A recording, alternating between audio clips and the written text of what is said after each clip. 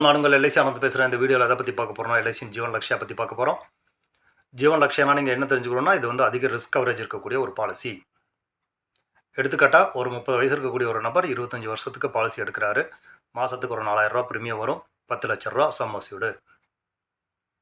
But அவர் 22 வருஷம் பணம் கட்டினா போதும், 25 வருஷத்துக்கு பாலிசி கவரேஜில் இருக்கும்.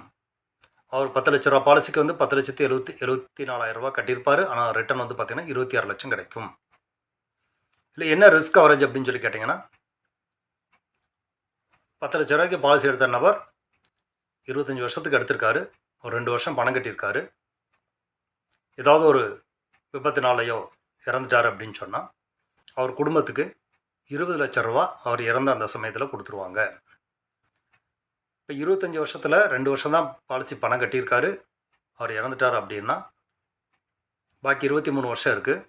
அந்த 23 வருஷத்துக்கு அவர் எடுத்த பாலிசியோட சம் அஷ்யூர்டில், அதாவது 10 லட்சத்துக்கு எடுத்திருக்காரு இல்லையா, அதில் 10% ரூ. 1,00,000.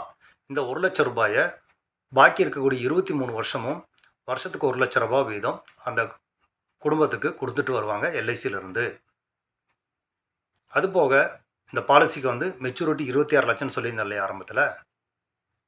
பாலிசியோட 25வது வருஷத்தில் அந்த 26,00,000 ப்ளஸ் நம்ம வருஷம் கொடுக்குறக்கூடிய 1,00,000 சேர்த்து 27,00,000 கொடுத்துருவாங்க.